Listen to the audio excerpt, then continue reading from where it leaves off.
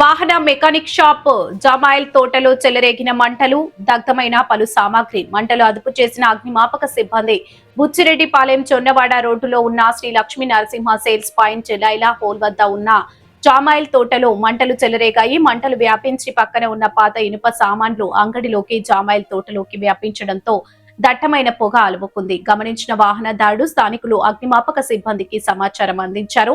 అగ్నిమాపక సిబ్బంది మంటలు అదుపు చేశారు. అయితే కొంత మంది ఆకతాయిలు బహిరంగ ప్రదేశాల్లో నిప్పు అంటించి ఉంటారని స్థానికులు అనుమానిస్తున్నారు. ఈ ప్రమాదంలో సేల్స్ పాయింట్ లోని కొంత వాహన సామాగ్రి, ఇనుప అంగడిలోని సామాగ్రి దగ్ధమయ్యాయి. ఇనుప దుకాణంలో 2 లక్షల మేర ఆస్తి నష్టం వాటిల్లినట్లు, వాహన సేల్స్ పాయింట్ 30,000 నష్టం వాటిల్లినట్లు బాధితులు చెబుతున్నారు.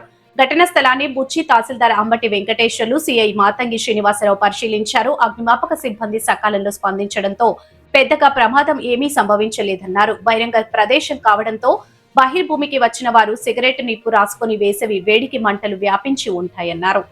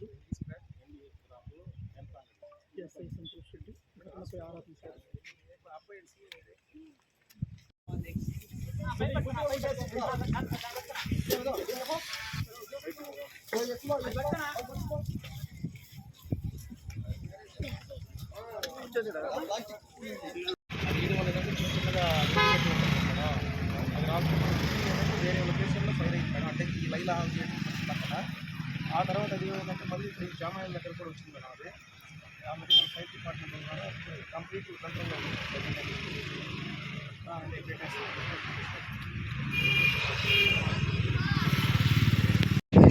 సార్ ఆ పక్క నుంచి మామూలు ఆడ బాగా తాగిపోతూ వాళ్ళు వస్తారు. ఆ పక్క ఆ సైడ్ కూడా కాలువ పక్కన కూడా వస్తారు సార్. వాళ్ళు ఏమైనా మాకు తెలియదు, ఎవరు ఏం చేశారు అది కూడా చూడండి సార్. అది చెప్పండి. ఎక్కువ తాగిపోతలు వస్తున్నారు ఆ పక్కన సైడ్లో. దానికోసం ఏదైనా జరిగింది మాకేం తెలియదు, ఎవరు చేశారు ఏం చేశారు గమనిస్తారు సార్. ఆ పక్క నుంచి సార్ అంతా బాగా కలిసి వచ్చి మా ప్లాస్టిక్ వచ్చేసింది సార్. అంతా లాస్ అయిపోయింది సార్. 200 లక్షల దాకా లాస్ అయిపోయాం సార్. మేము ఏం చేయాలి సార్, ఎంత చేయాలి సార్? అంతా తీసుకుని వచ్చి ఏదో పరిశ్రమ చేసి పట్టుకున్నాం సార్.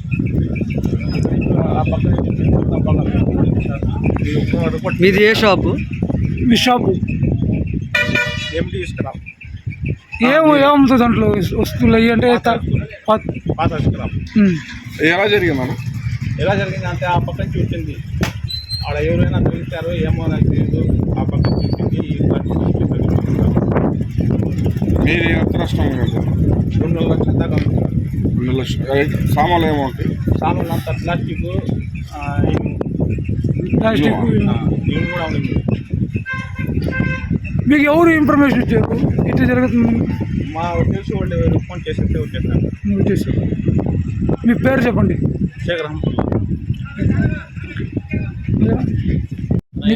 పేరు చెప్పు. నా పేరు పోలయ్య, బుచ్చిరెడ్డిపాలెం. అంగట్లో ఎవరు కూడా లేరు. ఓనర్ బయటికి వెళ్ళి ఉన్నాడు. నేను వేరే పని మీద ఇంటికి వెళ్ళి వచ్చేలా పిల్లకాయలు ఫోన్ చేశారు. ఈ విధంగా అంగడి తగలబడుతుంది అన్నమాట. వచ్చాను. వచ్చేలా తగలబడుతుంది. అందరు వాళ్ళు వీళ్ళు చార్జీలు ఫోన్ చేశారు. కాలిపోయింది, మోటార్లు కాలిపోయినాయి. అంతా ఒక 20,000 పెద్దగా నష్టం కాదు. ఫైర్ యాక్సిడెంటా ఎవరైనా చేశారా? అది ఎవరికి తెలియదు. మనం ఎవరు లేము. మీకేమనిపిస్తుంది? మనకైతే ఎవరు చేసినట్టుగా లేదు. ఎవరన్నా చేశారు ఏదో కూడా మనకు తెలియదు. నైట్ అయితే ఎవరో ఉందని అనుమానం. ఇప్పుడు ఇది ఎన్ని గంటలకు జరిగింది? అని ఇది 2-2:30 గంటలు జరుగుతుందా?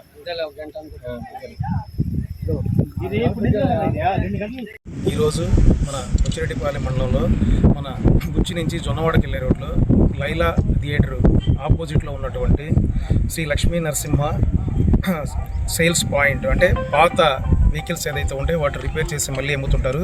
అదేవిధంగా తర్వాత ఇంకోటి స్క్రాప్ షాప్ ఉంది పక్కనే, ఎండి స్క్రాప్ షాప్ అని చెప్పి. దానికి సంబంధించి ఇక్కడ ఒక ఫైర్ యాక్సిడెంట్ జరగడం జరిగింది. ఈ యాక్సిడెంట్ కూడా ఎలా జరిగిందంటే, ఇక్కడ యాక్చువల్గా చుట్టూ చూస్తే మనంతా కనపడతా ఉన్నాయి. అక్కడ ఈ పిచ్చి మొక్కలు ఏదైతే ఉన్నాయో అక్కడ పిచ్చి మొక్కల దగ్గర స్టార్ట్ అయింది. అది స్టార్ట్ అయ్యి అది గాలి ఇట్లు ఈ వైపు వీస్తుంది కాబట్టి తూర్పు గాలి, ఆ గాలికి ఇది ఇక్కడ దాకా వచ్చింది. రావడంతో ఆటోమేటిక్గా దీనికి సంబంధించిన ఓనర్ ఎవరైతే ఉన్నారో రమతుల్లా గారు ఇమీడియట్గా దాన్ని ఐడెంటిఫై చేశారు.